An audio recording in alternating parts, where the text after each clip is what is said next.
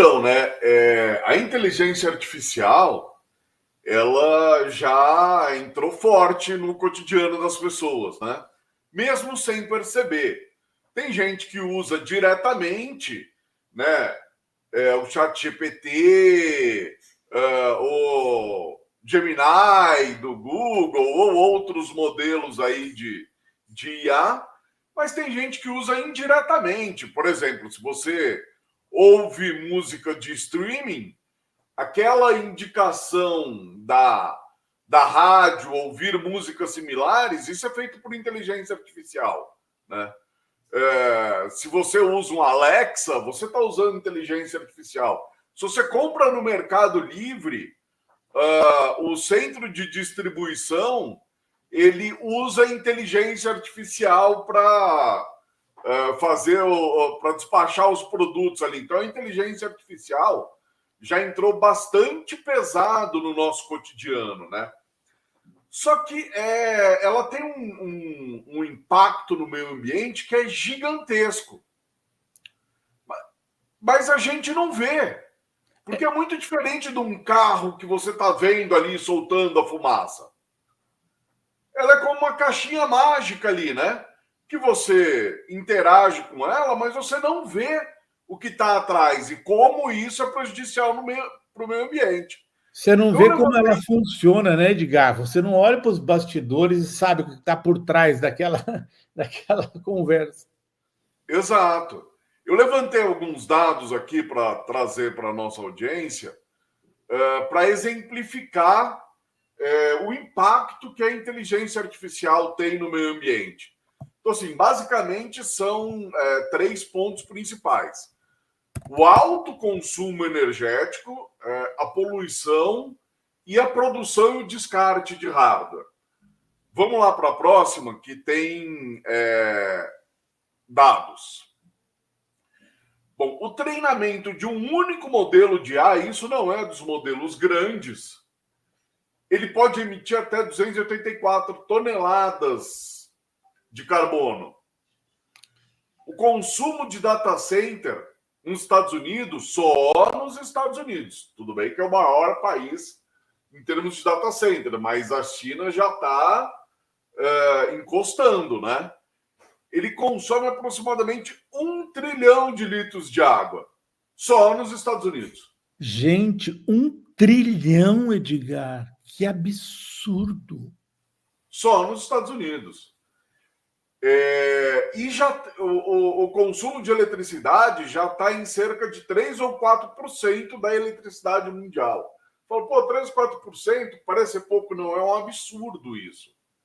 É uma quantia gigantesca, porque aí está falando de todo o consumo mundial, considerando produção, indústria, consumo doméstico, serviços essenciais e por aí vai, né? Então, é um número gigantesco. Agora, tem um impacto aí que é mais invisível para a gente ainda. E que esse também é o mais perigoso para o terceiro mundo, para os países em desenvolvimento, né? Porque é isso que os países desenvolvidos querem exportar, né? E aí, o que acontece? Eles não querem exportar os modelos de IA, mas eles querem exportar o consumo de água, quer exportar a extração de minerais raros, de lítio e por aí vai, né? Então, por exemplo, a gente sabe que o lítio hoje é muito desejado, né? E ele tem um impacto também gigantesco no consumo de água. E o cobalto, que é essencial para a produção de chips, ele tem 70% da produção dele na República do Congo em condições de trabalho terríveis. Mas me chamou a atenção, Edgar, aqui em cima. A extração de 1 tonelada de lítio pode consumir até 2 milhões de litros de água. o que impacta a região áridas, como o Salar de Atacama. Ou seja, você tira a água para produzir o lítio, o povo fica sem água para beber. Sim. E agora, né, eles estão querendo exportar os data centers para usar a água nossa, né? Inclusive, o Milei está abrindo espaço para serem criados data centers na Argentina para ser utilizado os recursos do povo argentino, mas sem nenhum tipo de colaboração. Eles não vão ficar com nenhuma troca tecnológica. É simplesmente consumo de recurso e que se dane. Vamos lá. Para produzir um único microprocessador, é na próxima mesmo. Não, isso. Consome 1,6 quilowatts de energia e 6,3 quilos de CO2, um único processador. Esses data center usam milhares de processadores, centenas de milhares de processadores. Então, tem um consumo de 1,6 trilhões de quilowatts de energia, equivalente ao consumo anual de 150 milhões de residências. Olha o tamanho disso, é isso que eles querem exportar para os países de desenvolvimento. Não vamos consumir o nosso recurso aqui, manda para lá. Você ainda vai dar uma de bonzinho, né? Não, estou mandando inteligência artificial para esses países. E aí a emissão de tonelada de CO2 já ultrapassa a indústria da aviação, que a gente sabe que é uma indústria de intenso consumo, né? Então, assim, isso a gente não está vendo, isso está escondido. E isso só vai aumentar e vai aumentar exponencialmente, né? E aí, por último, o que também vai recair sobre os países mais pobres, que é a exportação do lixo. Eles exportam containers e containers de resíduos tóxicos para países, muitos países da África, né? Porque são países que aceitam esse lixo tóxico. Só que, na verdade, chega lá e eles não descartam corretamente, porque é caro descartar corretamente. Então, isso vai para o meio ambiente, né? Você vê aí, apenas 17,4% desses resíduos foram reciclados de forma adequada. E cada vez que a IA penetra mais a nossa vida, isso está se tornando uma bomba relógio. Chamou a atenção, Edgar, aqui também a frase de cima, em termos de exportação, aliás, de produção de resíduos eletrônicos, equivalente ao peso de 350 navios de cruzeiro. É muito lixo de grande porte, Edgar. É muito lixo, eles querem jogar na África, se deixar no Brasil. O Milei já quer usar a Patagônia, que é bastante fria, para esses data centers.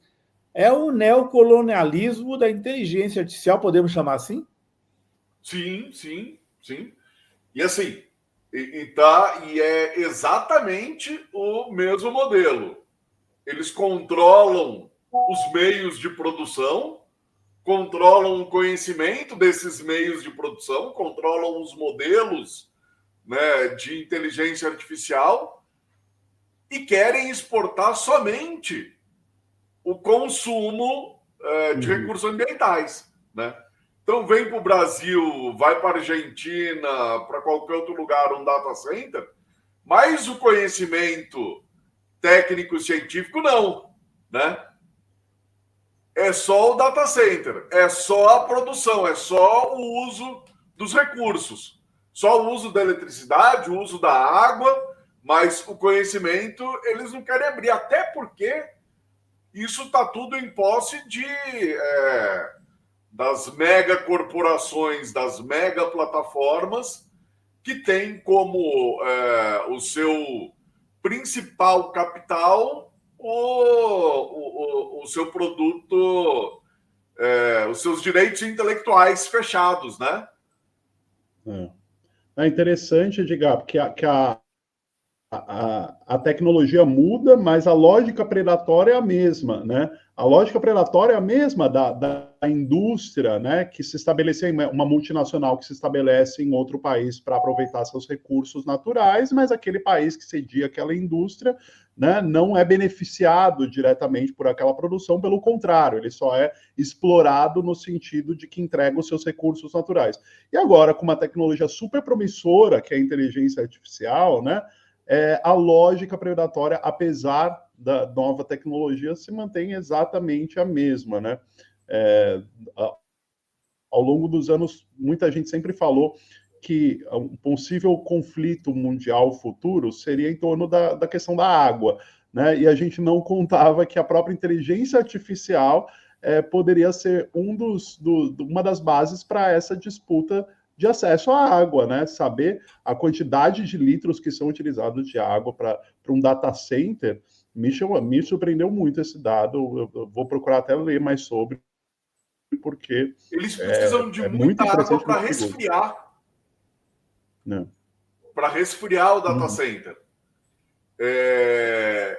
E isso é um uso intensivo de água e também um uso intensivo de energia. Então, assim, é provável que o Brasil entre na rota dessa disputa pesado, porque aqui tem energia barata, né? Aqui tem grandes quantidades de água, então o Brasil é um país perfeito para ser explorado. Por isso que a nossa soberania tecnológica se torna cada vez mais importante, porque já é inevitável você fugir do uso da inteligência artificial em larga escala. Então, se a gente não desenvolver os nossos próprios modelos, a gente vai estar exatamente preso no mesmo modelo de exportar commodities, né? De exportar recursos naturais e não ficar com nenhum conhecimento técnico. Então, quer dizer, corremos um risco de estar perpetuando isso numa nova era muito mais predatória, porque cada vez mais a gente vai ver a extração da mais-valia relativa acontecendo. Aumenta a produtividade e, se isso não for revertido em melhoria do padrão de vida, só vai gerar mais desemprego, né? E qual é a ponta que vai ficar com a exploração dos recursos tecnológicos e com o desemprego?